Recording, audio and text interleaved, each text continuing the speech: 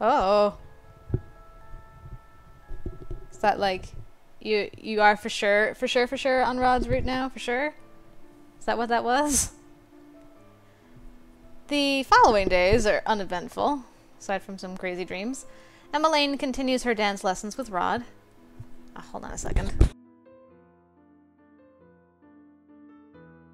Sorry, it feels like my headphones were slipping. Her steps are still far from perfect, but I can tell that she has improved since my demonstration with Rod. Meanwhile, Rod still chooses to ignore me most of the time, though I have noticed that he is less cold than usual. Sebby, you gotta let me know what's going on in that sweet boy's brain. At least he does not snap at me for no good reason anymore. Though Delora is no longer assisting me, she insists on staying in my room more often. She says that there is something important she wants to investigate, and I cannot even guess what it might be. Right? Yes, what it might be. I prefer not having her around anyway. Her constant chattering makes it difficult to focus on anything. Right now I am still trying to figure out how I can achieve my first good deed. Almost 3 months have passed since I was first cursed, but I have yet to complete my first good deed. These are my thoughts as I head back to my sleeping quarters after dinner that night. Emmeline excused me long ago, insisting that I go on to my own room before she went to hers. I am walking down the hallway when I notice Rod heading down a familiar path. I follow after him. Are you going to the Marchen? Ugh. Rod jumps and turns around. The surprise in his face quickly fades into annoyance. Don't do that again. And no, not today.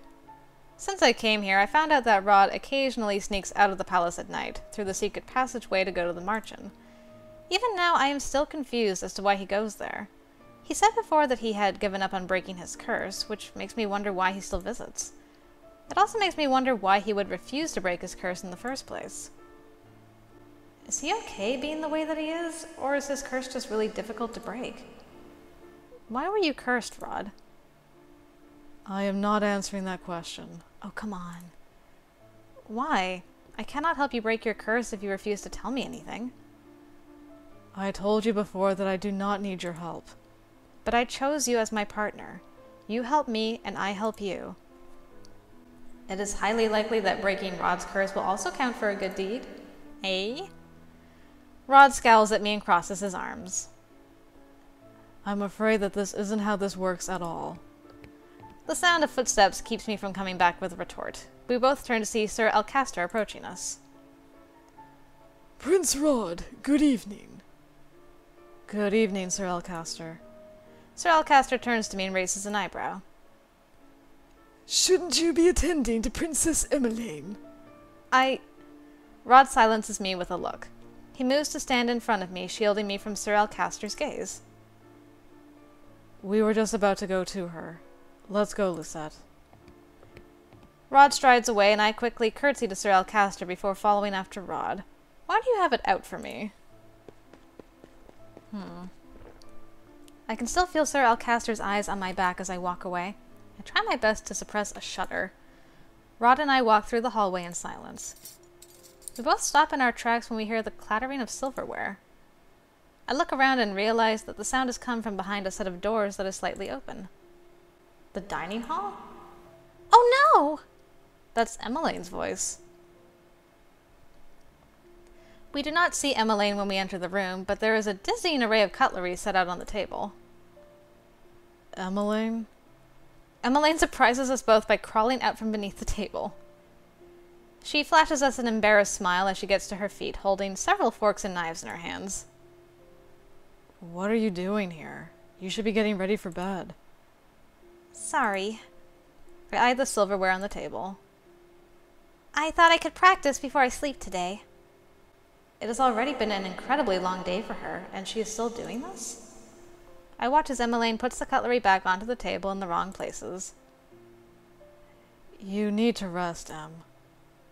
I will, after I practice the placement one last time. She smiles at him before returning to the table. I don't know why a person would need so much cutlery. 1 fork, 1 spoon, and 1 knife should be more than enough for any meal. And all these glasses. If I recall correctly, this one is for water, this one is for red wine, and this one is for white wine. The This is mean. This is... they're essentially the same things, but this one is nicer. So let's continue being nice, shall we, Lucette? It's on the road to goodness, but first, a sip of my coffee. That flute is for champagne. The other is for sherry. Oh, right. But there are two more. The other is for juice, and the other glass is for dessert wine. The dessert wine glass will only be used during the dessert course. And the juice glass is only used when juice is being served as a course. Oh. Otherwise it is placed next to the water goblet. Okay, wowee. I see Rod staring at me out of the corner of his eyes. His lips twitch before he turns back to his sister. It looked like he was about to smile. Hey, yeah! Making that boy smile. Then what are these for? Emmeline points out the group of forks in front of her. You use those every day, Your Highness. You should know the answer. Emmeline points at them as she rattles off names. Dinner fork, fish fork, salad... Correct. You know so much about etiquette, too. You're really incredible, Lucette. You make a better noblewoman than I do. Even if I told her I wasn't noble, it's not as if she would believe me. I just read a lot about all of these things. You read and know enough to put them into practice?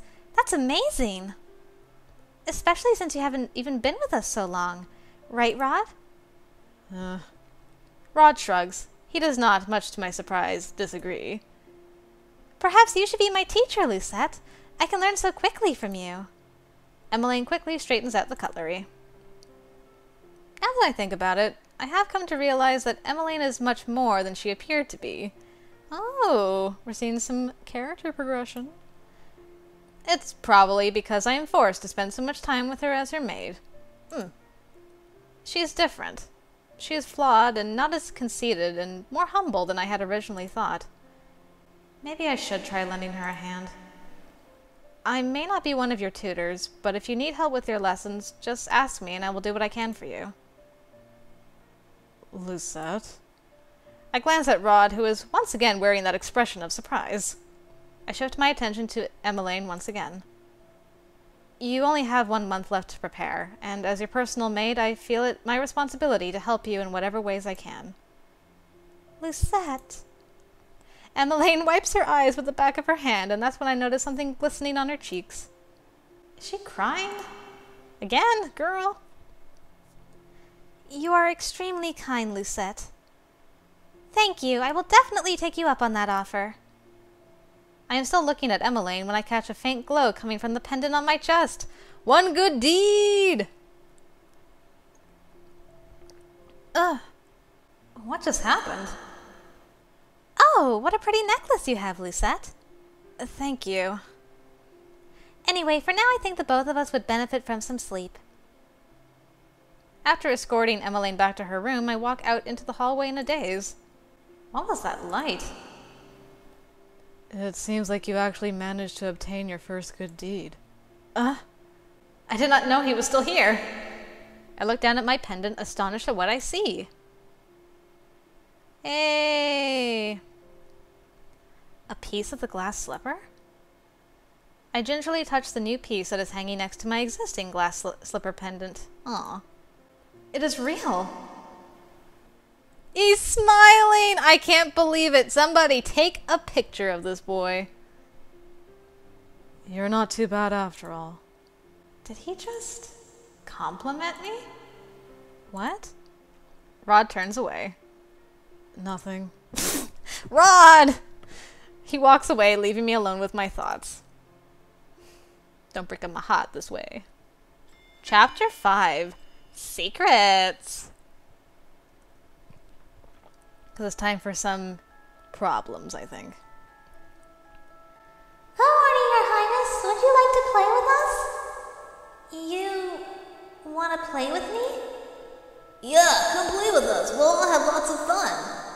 Well, please, just for a little while. Maybe I can. Lucette, what are you doing here in front of the gates? Mother. Good morning, Your Majesty. We were just wondering if the princess wants to come play with us. No, Princess Lucette does not want to play with you. But, Mother, I do. Enough idle chatter. We must go. It is almost time for your dance lessons. But, Lucette, do not make me repeat myself. Yes, Mother. Oh, every time I get one of those dreams, my heart breaks a little bit more. Poor Lucette. It is still dawn when I wake up. As much as I want to continue sleeping, I have no choice but to get up and prepare for the day. The last thing I need is an annoying lecture from that head maid again. I've almost become accustomed to waking up this early, even if I do not enjoy it. As soon as my preparations are made, I begin to make my way toward Emmeline's room, should she wake early. I'm about halfway there when I hear familiar voices. Standing far ahead of me are Sir Alcaster and Sir Mithros. You know something I've noticed about Sir Mithros? Is his very interesting crystal pendants. I thought at first maybe he was cursed because of the way he reacted around us. But I've noticed that Delora also has a crystal like this to hold her cloak together. So I'm actually starting to wonder if Mithros isn't in fact a witch instead. Something to think about anyway. What are you two scheming? Are you sure this is going to work? Have a little faith in me, my friend. Friends? We are not friends. Sir Alcaster narrows his eyes and turns abruptly to look at me. Ah, Miss Lucette, was it? Sir Mithros, Sir Alcaster? Have you been eavesdropping, child? He has no reason to be angry at me. If they were talking about something confidential, they should not have been openly talking in the hallway. I am on my way to Princess Emmeline's room, sir. That is why I am here. I coolly look at Sir Alcaster, who looks like he's about to pop a vein. I cannot help but feel satisfied at his reaction. In just a few steps, he is suddenly looming over me. Ugh. I've never seen Sir Alcaster look so angry before. What is going on? My hero, Rod, is now walking toward us with a scowl on his face.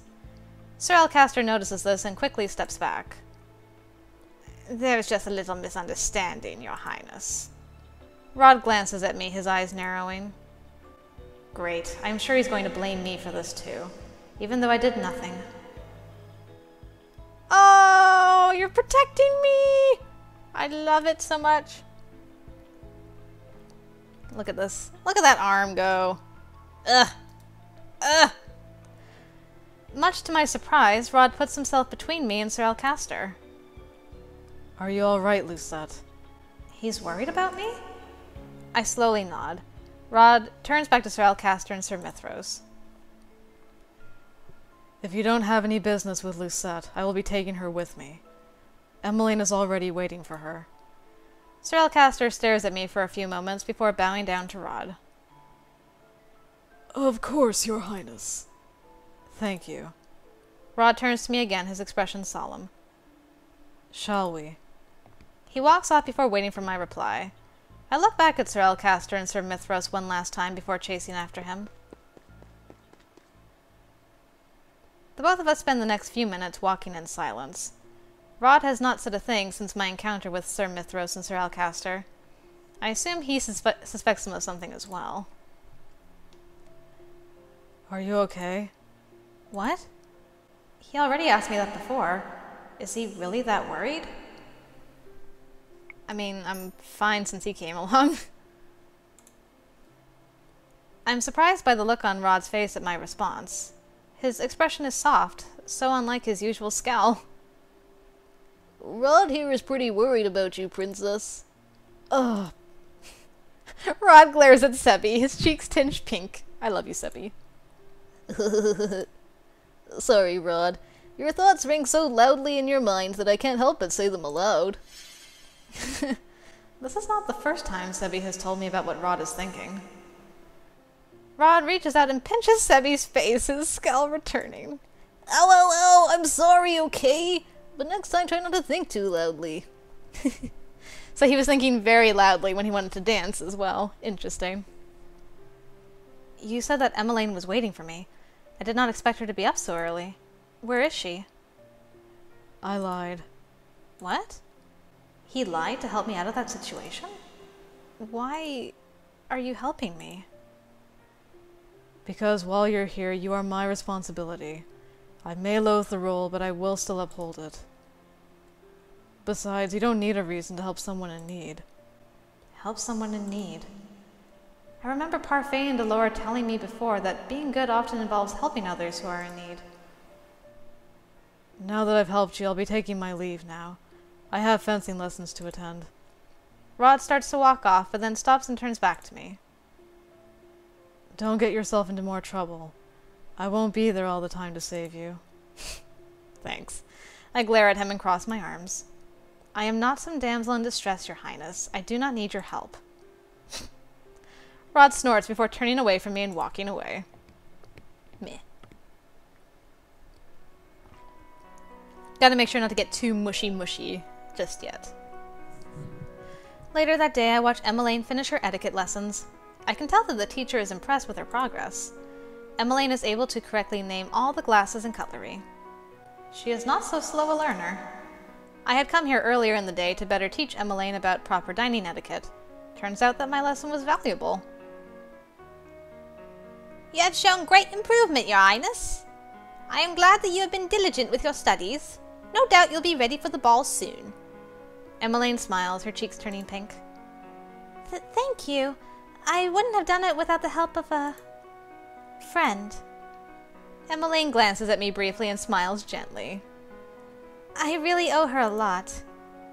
That is wonderful. I am so glad you have such a dedicated friend, Your Highness. Friend? Is that really what I am to her? But princesses do not have maids as friends. A royal does not mingle with commoners, especially not with servants. Mother told me that before. Emmeline does not treat me as a maid, but she cannot possibly think of me as a friend. After the teacher gives Emmeline several books to study for their next lesson, she ends the lesson and excuses herself. Emmeline approaches me and grasps my hands. Thank you so much, Lucette. I wouldn't have passed without your help. All I did was repeat the things your teacher taught you. But you're different. I raise an eyebrow at her. Different? I tend to get nervous in my lessons. My teachers are strict and intimidating. I cave beneath the pressure. But with you, well, I feel more comfortable around you. It's probably because we're almost the same age and your lessons feel more casual. So thank you. I am very grateful to you. She looks down at the ground shyly. I hope it's all right that we're friends. I furrow my eyebrows at her. Why would you even want to be friends with a maid? You're supposed to be making friends with the nobles, not the servants. Emmeline frowns, and I can feel her deflate. She walks toward the window and sighs. I tried.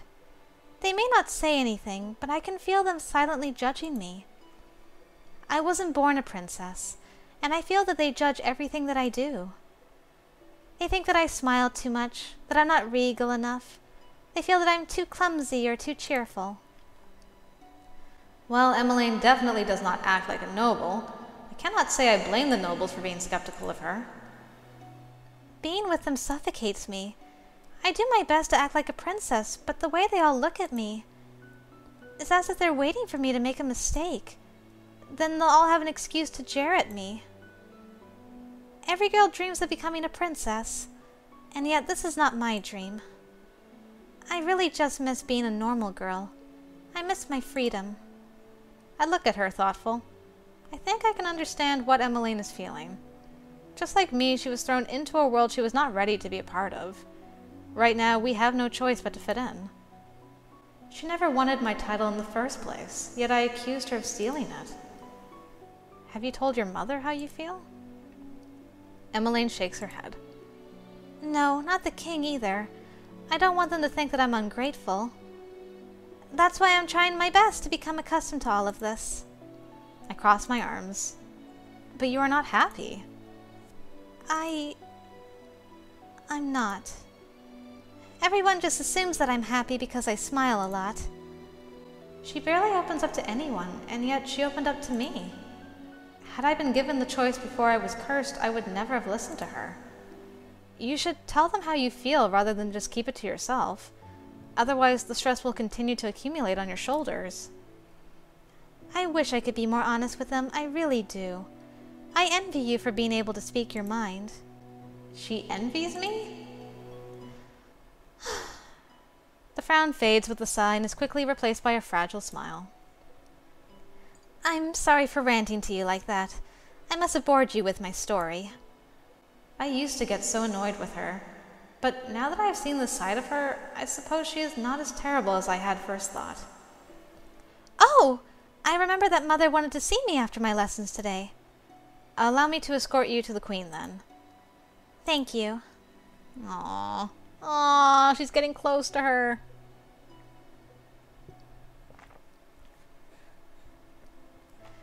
Days pass without any real conflict. I run into Sir Alcaster again in the hallways, but his eyes pass over me as if I am something to be ignored.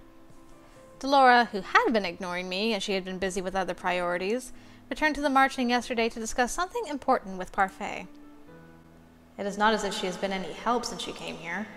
She mostly stays in my room while I run around doing errands for Emmeline and taking on other chores as they are handed to me. Right now I am headed to the palace gates as I hurry to meet Emmeline. She is going out to town to meet Viorica again, and I was told to meet her here. Lucette! Yes? I turn around to see Fritz walking in my direction.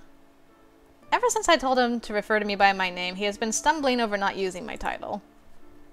I rarely see him, but when I do, we do not have much time to discuss anything. Can I help you with anything, Fritz? It's been a while. Have you managed to complete one of your good deeds? Days after I had originally run into Fritz, I managed to have a quick conversation with him regarding my curse. It has been a long time since that conversation happened. Recently, I have barely seen Fritz. I hear rumors that he has been reassigned somewhere outside the palace. I show him my pendant and point at the piece of the second glass slipper. I managed to get one several days ago. Lucette, that's wonderful. I knew that you could get one. Only 2 more, and then I can break this curse. Ah, Fritz, Miss Lucette, I did not think that the two of you were acquainted. We both turn our heads at the same time when Mithros suddenly appears from around the corner, the usual smile on his lips. Sir Mithros. Fritz, I believe Sir Alcaster is looking for you. Right. Sorry. Lucette, I must take my leave now. Of course. Fritz bows to Sir Mithros before walking off, leaving me alone with Sir Mithros. Mithros does not say anything, but continues to smile at me. His staring makes me feel incredibly uncomfortable. Is there something on my face? Excuse me. I curtsy and start to walk off when Sir Mithros calls my name. Lucette. Yes? I just wanted to thank you for your hard work and dedication to our princess. I look at him, puzzled by his sudden gratitude. Don't worry. Everything will soon be remedied. Excuse me? My apologies. I did not mean to keep you. Please do not kill her off. We're friends now, okay? He completely ignores my question. He probably is working for the witches and wants to see me restored to my rightful place as crown princess of Angel. Ugh. He dips his head slightly before turning and walking away, the smile still on his face. What was that all about? Nothing good. Just a second. I'm trying to finish the last of my coffee. It's starting to get cold. Ah, there we go. Rod and Emmeline are already waiting for me outside the carriage by the time I arrive at the palace gates.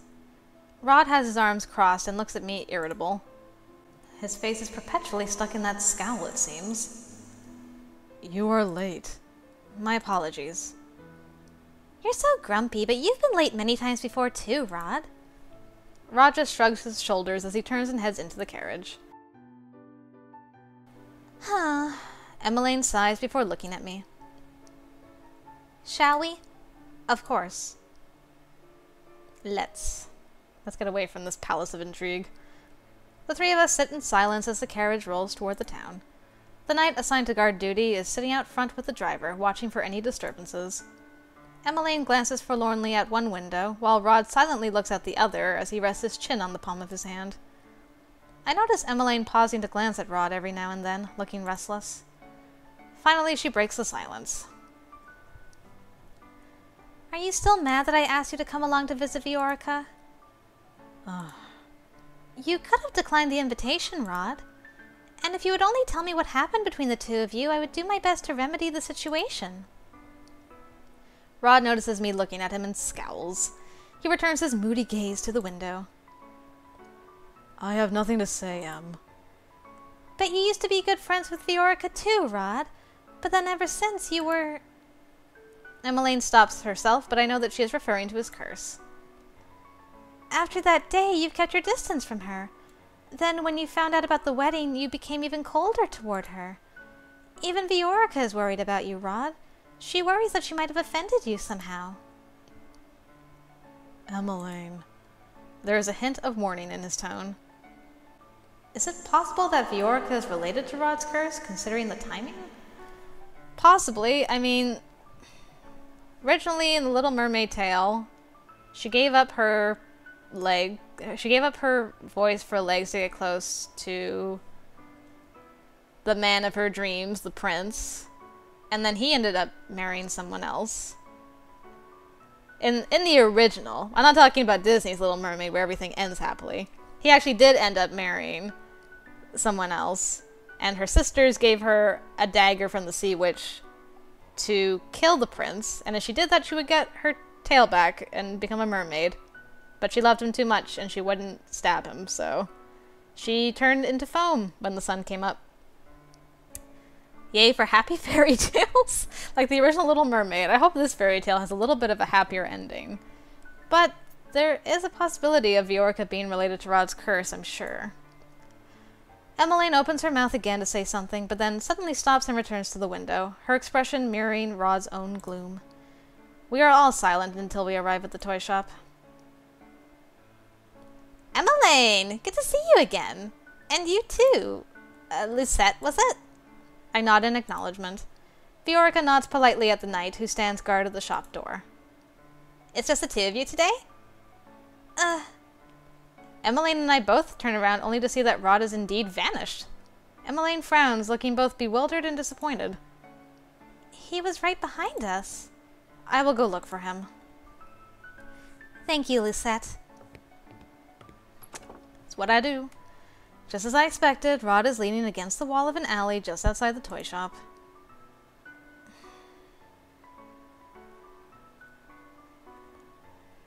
I'm not gonna talk to him. He doesn't want to talk about his feelings.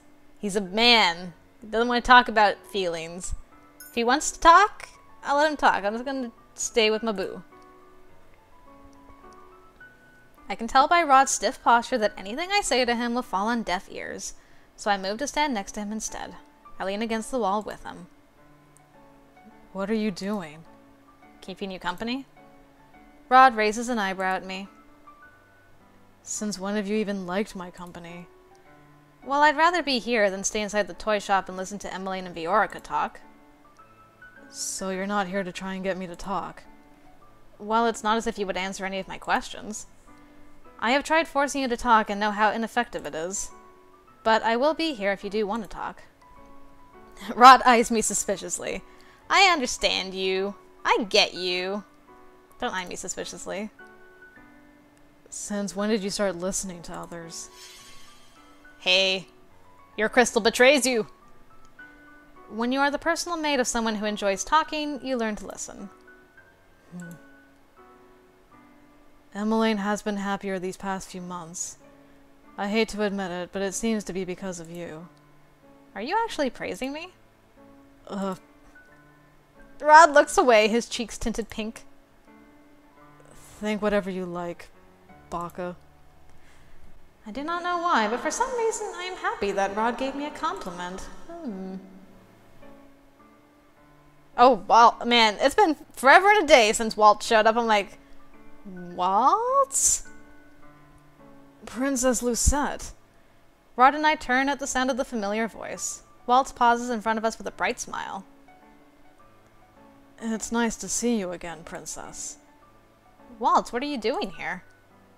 Well, I was about to deliver a letter to the prince, but I guess that won't be necessary anymore. A letter? Is Lady Parfait asking for me? Not just you. She wants to see the princess as well. Me? It has been a while since I was last at the Marchen. Is something wrong? They need to discuss something important with the princess. Come to the Marchen tonight. Tonight? But we're already here, so why not now? Waltz's eyes shift to our carriage. You are here with Princess Emmeline, yes? You can't make her wait too long. What they need to discuss with you is complicated, and will take some time to explain. The toy shop door opens, and Emmeline stands in the doorway as she says her goodbyes to Viorca. Remember, tonight. These are Waltz's last words before he slips back into the crowd. Emmeline's visit with Viorca was briefer than I thought it would be. Now all of us are headed back to the palace. I wonder what Waltz wants to talk about. Rod has not uttered a word on our way back. I can tell that this is making Emmeline agitated as she continues to keep glancing at Rod expectantly. If you have something to say, say it. Emmeline stares at me. You obviously want to say something to Prince Rod. The only way to get your answers is to ask him directly. Rod does not turn around. It is as if he does not hear me. Emmeline clasps her hands and sighs. Well... I glance at Rod, who still persistently stares out the window, his eyes focused on nothing. He's pretending not to hear us. How immature. Rod... Viorca was sad that you weren't there today. She was certain that you stayed outside to avoid seeing her. What is going on with you? I am not in the mood to answer your questions, Em. Emmeline grips the edges of her dress, her expression becoming more rigid. You've been keeping secrets from us ever since you were cursed. We don't even know why you were cursed or how to help you break it. Wait, the rest of the family doesn't know anything about the circumstances of Rod's curse? I had thought that he told them everything, but all they know is that he is cursed? We're a family. We're supposed to help each other through problems. Emmeline's hands are shaking as she gazes at her brother.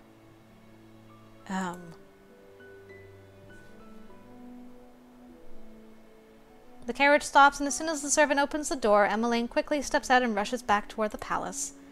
Rod watches her go quietly, though his eyebrows are furrowed and he looks guilty. I silently shake my head at him before running after Emmeline.